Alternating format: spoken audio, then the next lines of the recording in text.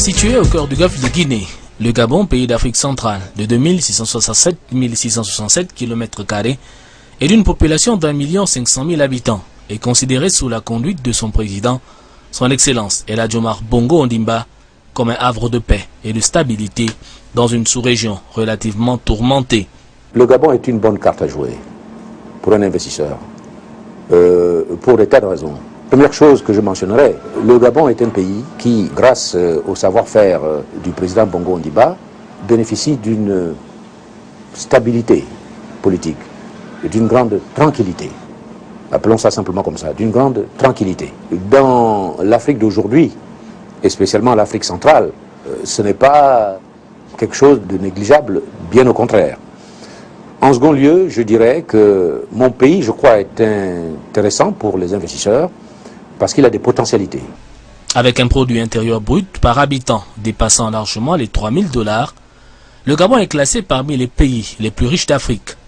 Cette richesse est essentiellement liée à l'exploitation de ses ressources naturelles, dont les plus importantes sont la forêt, qui couvre 22 millions d'hectares, et constitue une partie significative des forêts tropicales dans lesquelles vivent plus de la moitié des espèces animales et végétales de notre planète.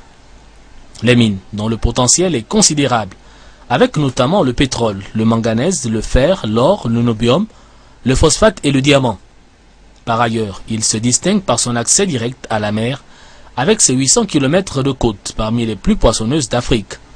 Ses réserves naturelles, avec 11% du territoire transformé en parcs nationaux, et son réseau hydrographique dense, le pays regorge d'énormes potentialités dans les domaines de l'écotourisme, ainsi que de la pêche et de la pisciculture. En outre, son sous-sol très riche et sa pluviométrie abondante sont propices à une agriculture intense et variée. Toutefois, cet énorme potentiel à ce jour demeure sous-exploité. 3 ressources naturelles, le pétrole, le manganèse et le bois, font aujourd'hui l'objet d'une mise en valeur structurée. L'exploration minière reste à faire sur une grande partie du territoire et plusieurs des gisements miniers découverts attendent d'être exploités. Le pays compte 900 indices miniers, ce qui est énorme. Mais si jusque-là l'exploitation ne s'est pas faite de manière conséquente, cela est dû pas à la volonté du gouvernement, mais à ses partenaires économiques. Nous sommes un pays libéral, le secteur mine est un secteur privatisé, même si l'État a des participations, l'État a besoin de partenaires privés. Dans le domaine pétrolier, les zones de l'offshore profond et très profond restent sous-explorées. S'agissant de la forêt, sur les 8000 espèces végétales dénombrées, seules 400 essences sont connues, dont 60 exploitées. Enfin, le tourisme. Malgré une diversité de paysages d'une rare beauté, la pêche et l'agriculture restent embryonnaires. La chute des cours du pétrole à partir des années 90, la baisse brutale corollaire des recettes de l'État et l'accroissement de la pauvreté ont mis en évidence le fait que le secteur pétrolier, qui est un secteur cloisonné, n'a pas eu les effets d'entraînement escomptés sur le reste de l'économie pour l'assise d'une croissance forte, saine et durable. Le Gabon, disposant de potentialités énormes du point de vue minier, disposant d'une forêt riche, disposant de 800 km de côte, disposant d'un pays magnifique, il est tout à fait normal qu'il se préoccupe de diversifier son économie, faire en sorte que les mines apportent aussi leur concours au développement, la forêt apporte son concours au développement, la pêche apporte son concours au développement et le tourisme aussi apporte son concours au développement. Donc la diversification de l'économie est une nécessité. Cette situation a fait prendre conscience aux autorités gabonaises de la nécessité de changer de paradigme et d'élaborer une nouvelle politique plus en phase avec les exigences du moment. Celle-ci est devenue d'autant plus impérative que le Gabon, depuis quelques années, connaît une contraction tendancielle de sa production pétrolière. Déplétion qui, si elle n'est pas compensée ailleurs, réduira la capacité de l'économie à générer la croissance, créer des emplois et distribuer des revenus. Aussi, fort de cet échec et de nombreux défis qui s'imposent à notre pays, une approche économique novatrice a-t-elle été initiée. Cette nouvelle démarche planificatrice qui intègre des outils de long, moyen et court terme est consignée dans les 3 documents que sont Gabon 2025, la loi d'orientation du développement économique et social, l'ODES, et le document de stratégie de croissance et de réduction de la pauvreté. Ces stratégies ont pour objectif premier de mettre en place des programmes et des réformes structurelles visant à créer la richesse et l'emploi par le développement de secteurs d'activité alternatifs au secteur pétrolier afin de soutenir la croissance de l'économie. La mise en œuvre d'une telle politique nécessite, sur un continent où le risque est encore jugé important par les opérateurs privés, des investissements colossaux que ces derniers ne peuvent seuls supporter, d'où l'exigence d'une conjugaison des efforts des secteurs publics et privés. Une telle complicité s'impose, d'autant plus qu'au Gabon, l'épargne locale demeure insuffisante pour soutenir la croissance. Or, une analyse attentive de plusieurs pays, aux caractéristiques initiales voisines à celles du Gabon, indique que seuls ceux qui ont réussi à établir une dynamique forte et étroite entre les investissements publics et privés ont su s'extraire du sous-développement et de la pauvreté. C'est notamment le cas de la Malaisie, de Singapour et de Dubaï. En effet, pauvres il y a une quarantaine d'années, ils sont aujourd'hui devenus des pays émergents avec en moyenne des budgets d'investissement colossaux. Ces pays, face à l'étroitesse de leurs marchés nationaux, ont résolument fait le choix de moderniser leurs économies en mettant un accent particulier sur l'exportation des biens et services. Aussi, le Gabon, avec une population d'1 500 000 habitants, n'a-t-il d'autre choix que de s'inscrire dans la même logique.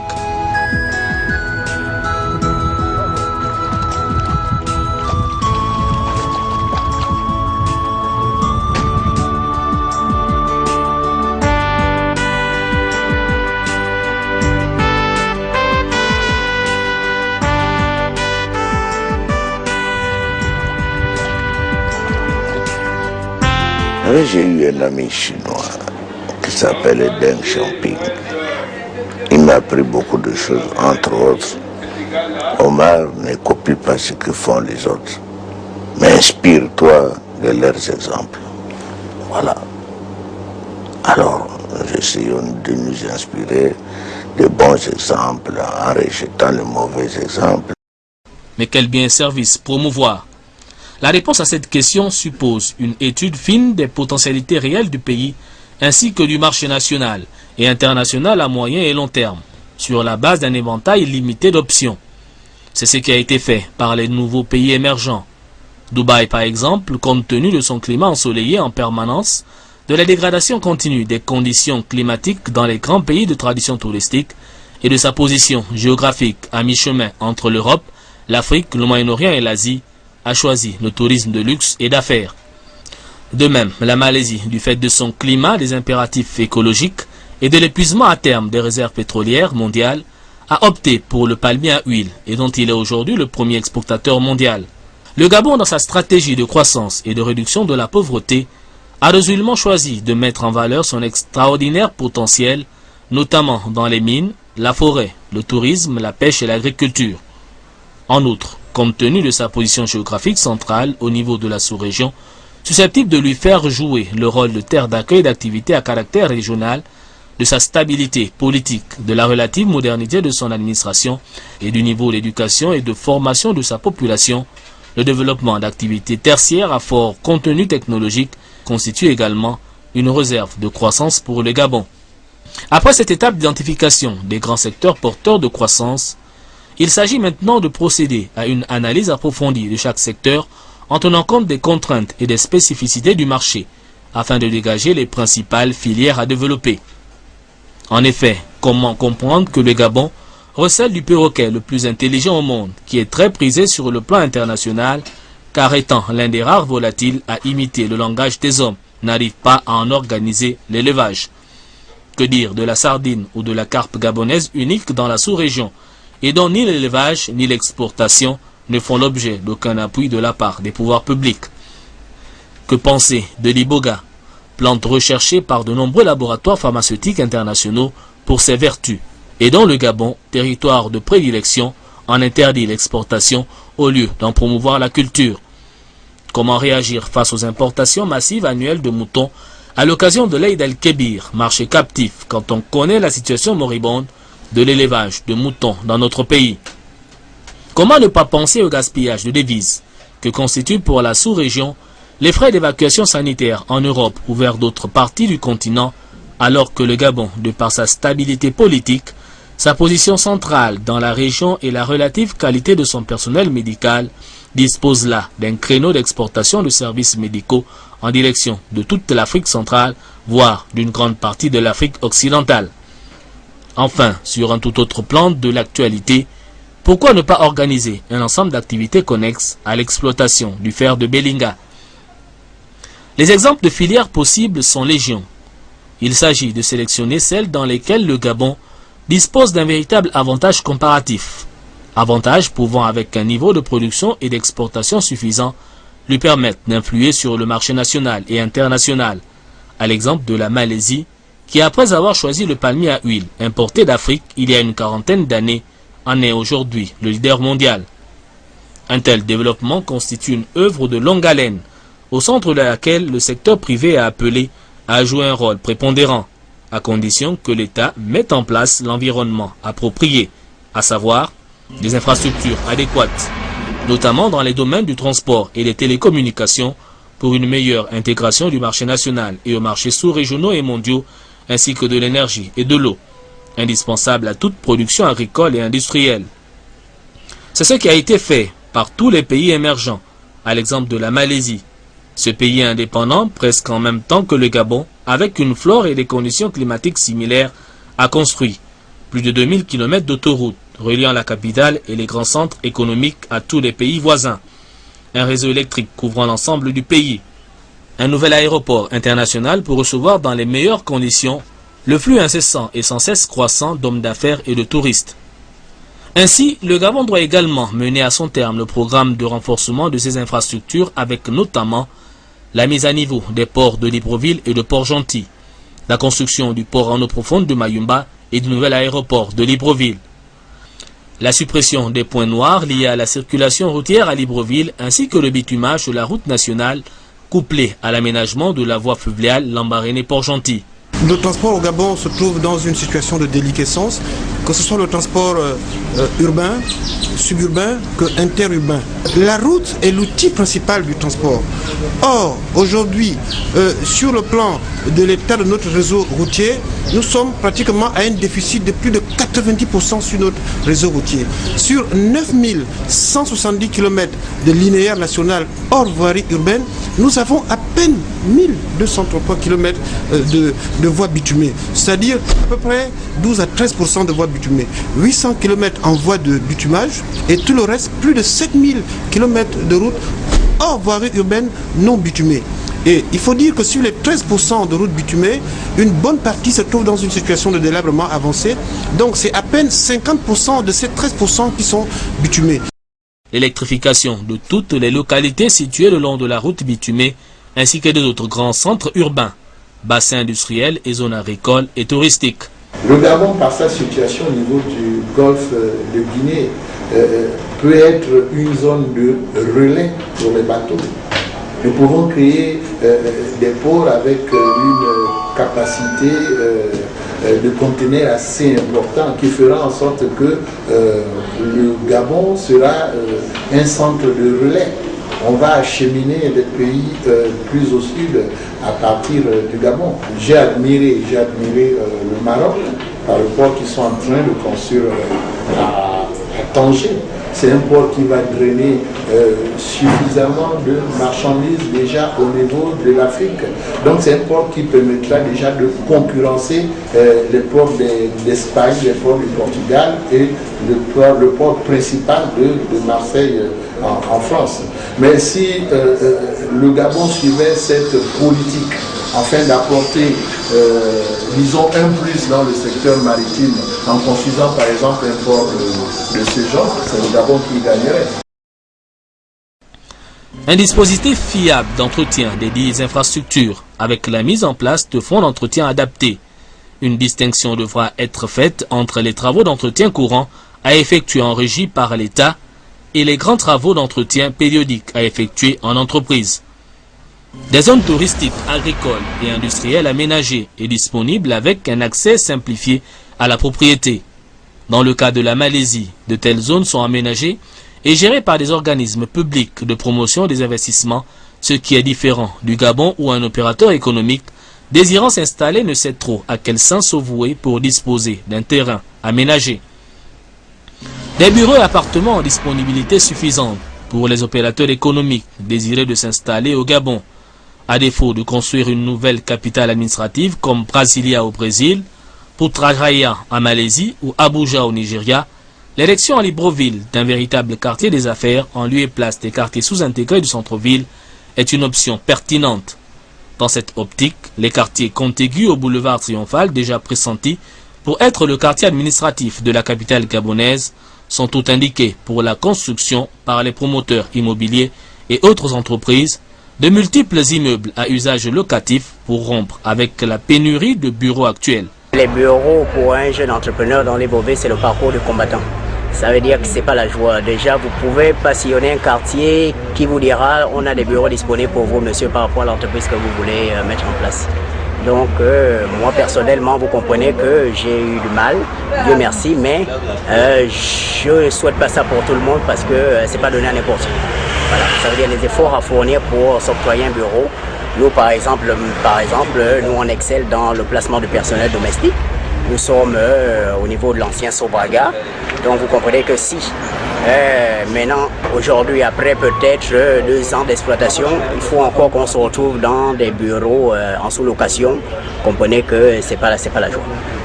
La mise en œuvre d'un tel choix doit obligatoirement s'effectuer en 4 étapes. Premièrement, la construction préalable par l'État sur un nouveau site de logement en matériaux durables en remplacement des logements insalubres actuels. Deuxièmement, le relogement des populations déguerpies. Troisièmement, la viabilisation des terrains ainsi restés libres. Et enfin, la cession des dits terrains aux promoteurs d'immobilier et autres entreprises.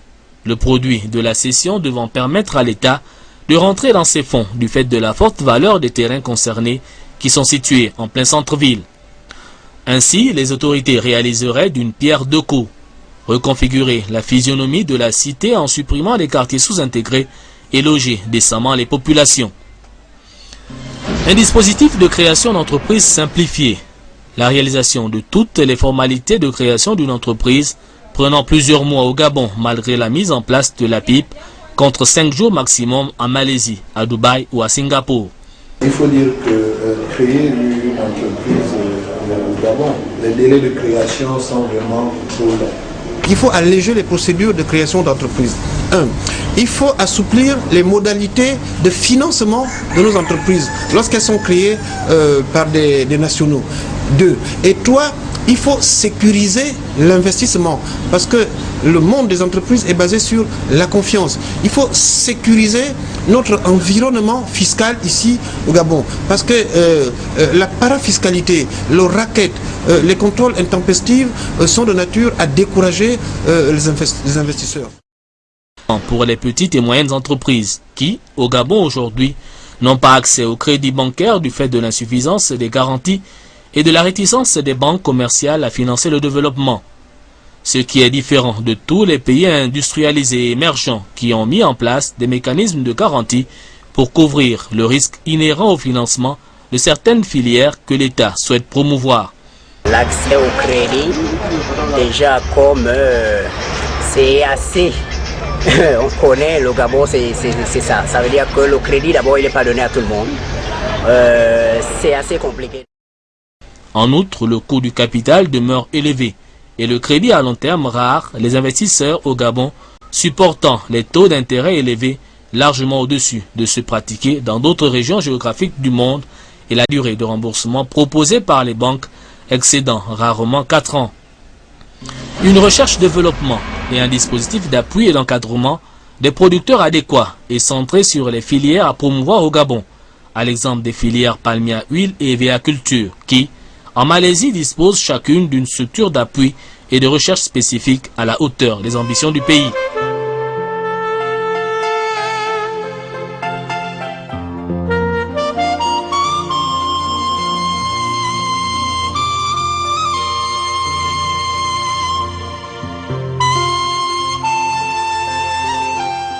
Les pays développés ont été développés grâce à la recherche.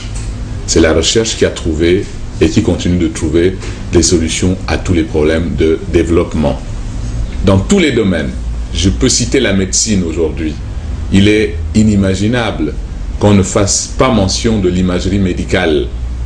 Eh bien, l'imagerie médicale, c'est le résultat de la recherche.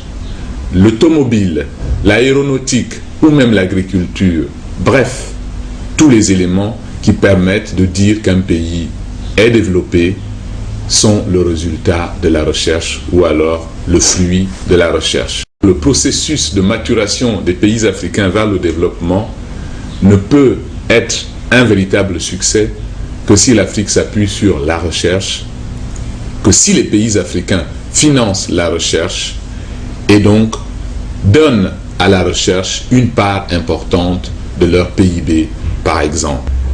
Au Gabon, ce qui pose problème aujourd'hui, c'est que les recherches qui sont faites n'ont pas toujours un rendu immédiat auprès du gouvernement qui va utiliser les résultats de cette recherche pour trouver des solutions immédiates aux questions de développement. Aujourd'hui, le monde entier vit une véritable crise alimentaire. Nous avons la chance au Gabon de vivre dans un environnement forestier véritablement humide, véritablement fertile, qui peut permettre donc de répondre favorablement à toutes ces questions et de permettre au Gabon d'être un véritable grenier agricole. Nous avons des solutions. Nos ingénieurs de l'IRAF sont capables de trouver des solutions sur l'amélioration de produits tels que la banane par exemple. Au niveau de la recherche écologique par exemple, nous avons des experts au niveau de l'Institut de recherche en écologie tropicale qui peuvent apporter des solutions aux questions que se pose notre gouvernement en fonction des objectifs qu'il s'est fixés. Nous avons des chercheurs qui travaillent sur le riz pour revenir à l'agriculture. Nous avons des possibilités aujourd'hui de faire pousser le riz même en terrain sec. Nous avons ici des chercheurs qui travaillent sur des champignons et qui peuvent produire des champignons sur de vastes étendues. Il s'agit là d'exemples pour lesquels nous sollicitons le soutien de notre gouvernement pour des financements précis à partir de questions précises pour lesquelles nous apporterons des réponses et les populations vont avoir des résultats immédiats.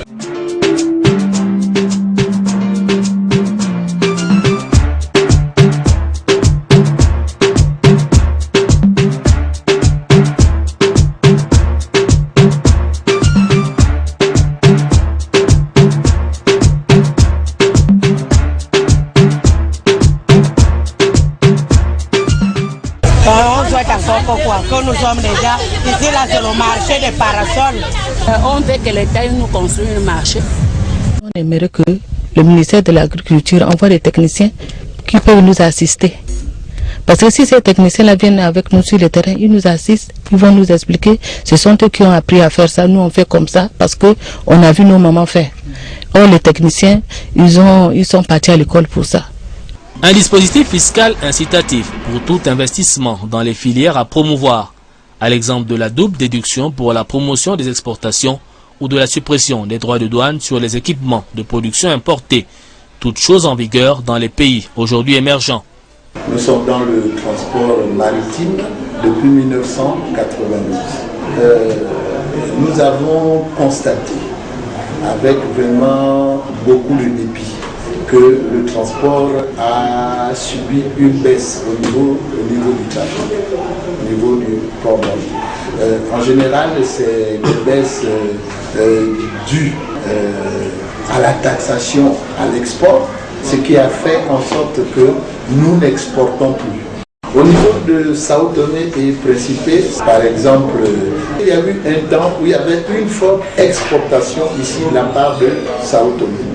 Mais lorsque la douane a émis de nouvelles exigences au niveau de l'exportation, il faut avouer que l'exportation a baissé. Parce qu'à Sao Tomé, on importait pratiquement tout ici au niveau de l'île. Donc ces gens se sont tournés vers des pays où ils exportent assez facilement. Et cela a fait en sorte que le nombre de bateaux qui venaient de Sao Tomé pour Libreville a considérablement diminué. Des coûts de facteurs et d'implantation d'une entreprise compétitive, les dix coûts étant en moyenne plus élevés au Gabon qu'en Asie et sur le reste du continent. Pour illustration, dans le domaine de l'électricité, la Malaisie dispose de plusieurs tarifs, dont les plus bas sont les tarifs industriels pour bureaux, magasins, hôtels et usines. Ces tarifs n'excédant pas 0,05 $, soit environ 27 francs CFA le kilowattheure. alors qu'en heure de pointe, il varie au Gabon en moyenne entre 58,34 francs CFA et 302,16 francs CFA le kilowattheure. De même, le transport toutes charges comprises d'un conteneur de 40 pieds du port de Havre en France à celui de Klang en Malaisie est de 2400 $, soit environ 1 284 000 francs CFA, contre 3 700 €, soit 2 427 000 francs CFA, du port du Havre à celui d'Ovendo. Enfin, le billet d'avion classe économique Paris-Kuala Lumpur pour un voyage d'un mois coûte 1 126 000 francs CFA, contre 1 303 000 francs CFA pour un billet similaire Paris-Libreville. Ainsi, ramené au kilomètre, un opérateur économique dépense en moyenne 110 francs CFA et 97 francs CFA pour le transport maritime et aérien entre la France et la Malaisie, contre 450 et 241 les mêmes modes de transport entre la France et le Gabon, soit respectivement 4 fois et 2,5 fois plus cher. Au niveau du transport maritime, nous avons plusieurs difficultés. Nous pouvons d'abord parler de la principale difficulté qui est l'accès au niveau du quai. Après 18h ou avant 7h30 du matin, aucun navire plus à accoster. Nous sommes dans l'obligation de payer des frais à la police, donc la police de l'air et des frontières, des frais à l'OPRAD et des frais à la marine marchande. Donc cela déjà augmente la facture de l'escale de l'armateur. Un système éducatif et de formation performant et en phase avec les besoins des filières identifiées, dans l'objectif bien compris d'améliorer la qualification et la productivité de la main-d'œuvre.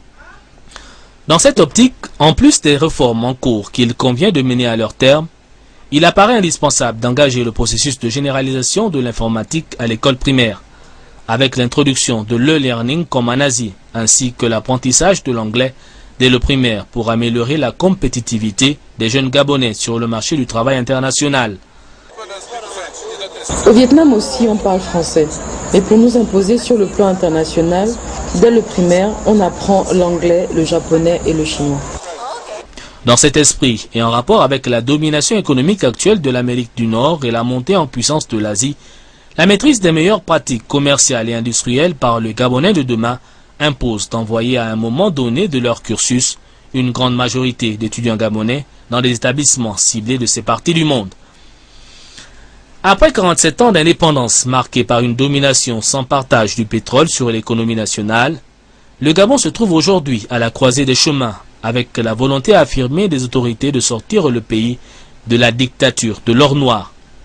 La concrétisation de cette volonté impose au pays la mise en place d'un environnement propice qui vient d'être résumé en 10 grands chantiers. Ces chantiers indissociables les uns des autres constituent un tout dont la réalisation nécessite des investissements publics importants et un dispositif incitatif et d'encadrement à la hauteur des ambitions affichées. Le Gabon, à l'instar de nombreux pays aujourd'hui émergents, dispose d'atouts indéniables pour arriver au même résultat, à condition que toutes les forces vives de la nation s'engagent résolument dans ce combat.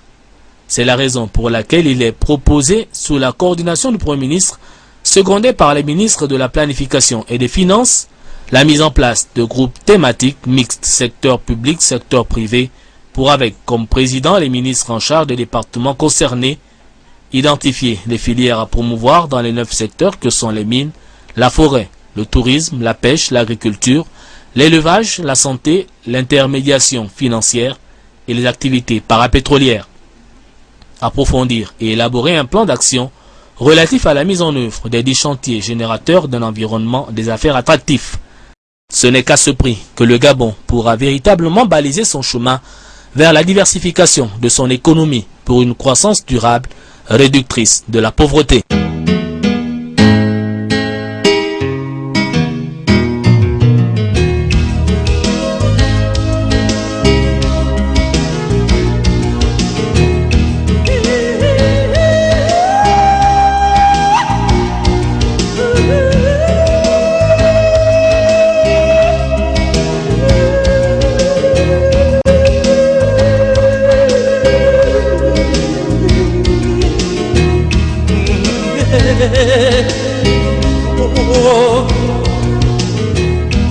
Let me wipe you